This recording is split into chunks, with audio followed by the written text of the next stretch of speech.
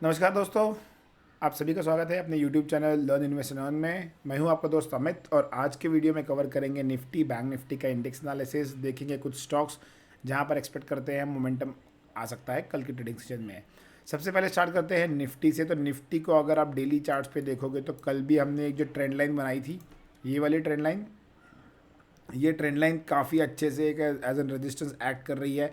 आज निफ्टी ने इसके ऊपर जाने की कोशिश की लेकिन क्लोजिंग जो है इसके नीचे आई है।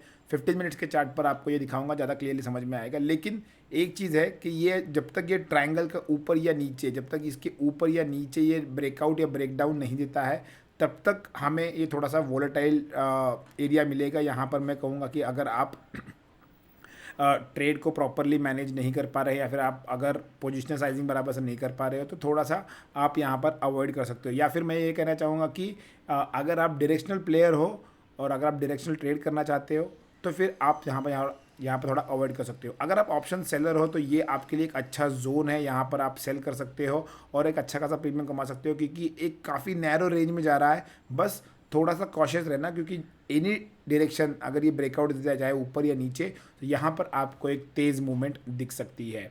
15 मिनट के चार्ट पे दिखाता हूँ आपको मैं क्या कहने की कोशिश कर रहा हूँ और कल किस तरह से हम लोग यहाँ पर ट्रेड प्लान कर सकते हैं। सबसे इम्पॉर्टेंट जो मैंने कहा था, जैसे ही ये ट्रेंड लाइन के ऊपर निकलेगा यहाँ पर हमें एक अच्छा खासा मोमेंटम दिख सकता है। आज देखिए पहली कैंडल जो है इसने ओपन किया, शार्प एक पुल बैक वापस आया, गैप अप ओपनिंग हुई थी और उसके बाद यहाँ पर आपको जैसे ही इसके ऊपर गया एक आपको यहाँ पर 15 मिनट का अच्छा खासा कैंडल मिला। लेकिन स्लो एंड स्टडीली मार्केट नीचे आ गया, ऑलमोस्ट डेज लो के आसपास आके यहाँ से एक इसने बाउंस करके फ्लैटिश क्लोजिंग दिया हुआ है आज के ट्रेडिंग सेशन में, जहाँ से आज ओपन हुआ था वहाँ पर। अगर आप देखोगे तो आपको 90 पॉइंट्स मार्केट तो अब दिख रहा है लेकिन जो हमारा मेन लेवल है 18,150 उसके नीचे आया है। जब तक 18,150 क्रॉस नहीं करेगा मुझे लगता है कि यहाँ पर बाइंग नहीं बढ़ सकती है। तो अब कल किस तरह से ट्रेड करना है, सबसे इम्पोर्टेंट होने वाला है कल 18,150।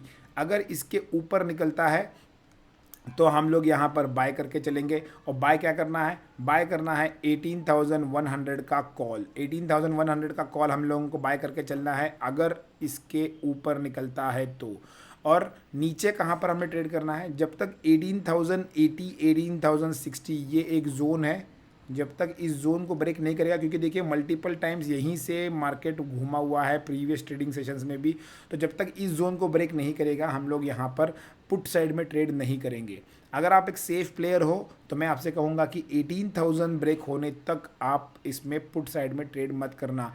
अगर आप क्विक स्कैल्पर हो तो यहाँ पर जैसे ही 18,060 18,050 का लेवल ब्रेक होता है, मैं यहाँ पर लिख देता हूँ 18,050 के नीचे अगर ब्रेक डाउन आता है तो हम लोग यहाँ पर 18,000 के पुट में ट्रेड करेंगे या फिर 18,100 के पुट में ट्रेड करेंगे। ये मैं आपको अपडेट कर दूंगा टेलीग्राम चैनल पर कि हमें कौन से पुट में ट्रेड करना है। लेकिन ये दो पुट मेरे रडार पे रहेंगे अगर नीचे की तरफ मार्केट आता है तो। अगर टेलीग्राम चैनल से नहीं जुड़े हो तो डिस्क्रिप्शन बॉक्स में लिंक दी है, वहाँ पर क्लिक करके आप टेलीग्राम चैनल से जुड़ सकते हैं।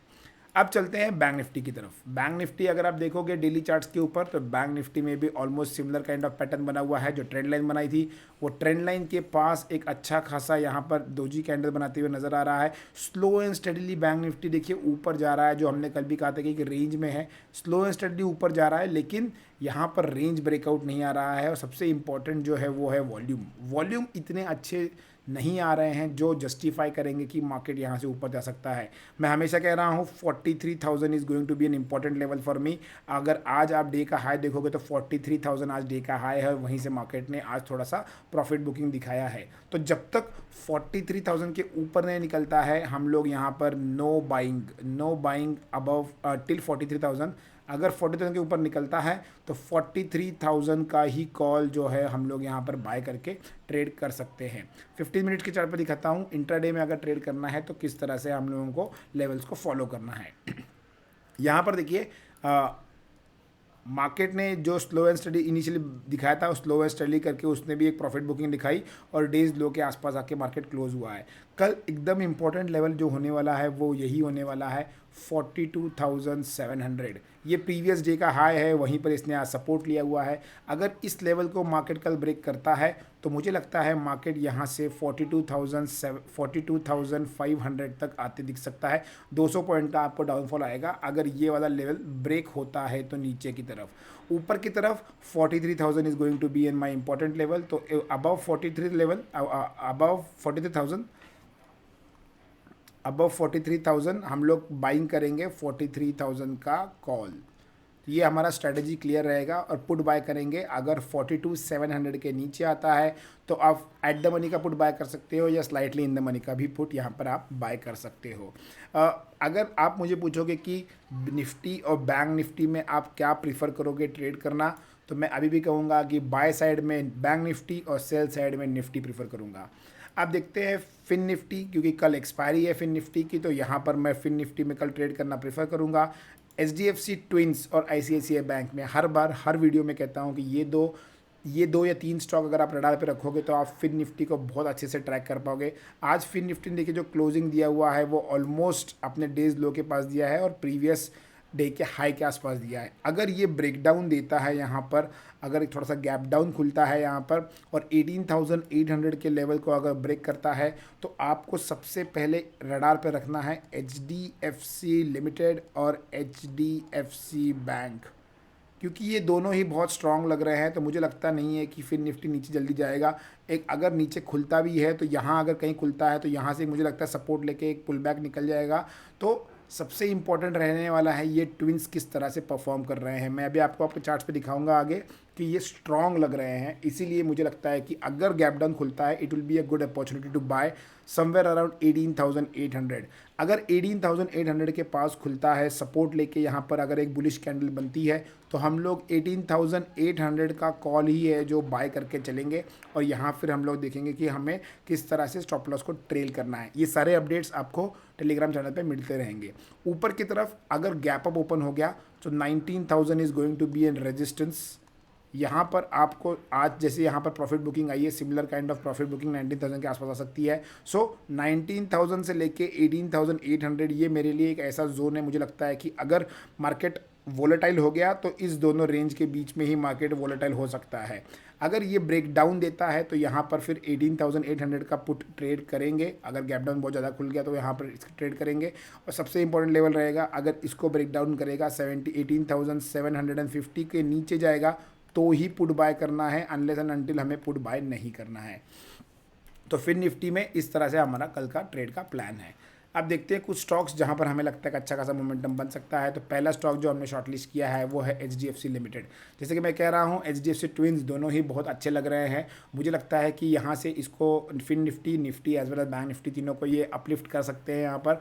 तो HDFC लिमिटेड में एक अच्छा खासा ब्रेकआउट आया है, रेजिस्टेंस लेवल के आसपास ट्रेड कर रहा था, आज इसके ऊपर क्लोजिंग दिया है। हालांकि वॉल्यूम्स थोड़ा सा कम है यहाँ पर, देखिए वॉल्यूम नीचे गिर रहे हुए हैं, लेकिन RSI जो है वो थोड़ा सपोर्ट कर रहा है। तो मैं वेट करूँगा 2750 अगर आज के डे के हाई के ऊपर निकलता है तो ही बाय करना है। 2758, 2766 और 2774 के लेवल्स के लिए। जैसे मैं कह रहा हूं कि देखिए लेवल वॉल्यूम्स नीचे गिर रहे हैं लेकिन RSI सपोर्ट कर रहा है, तो मैं वेट करूंगा कंफर्मेशन के लिए। जल्दबाजी में ट्रेड यहां पर नहीं करना है क्योंकि हो सकता है कि एक बहुत तेज शार्प प्रॉफिट बुकिंग भी आ जाए।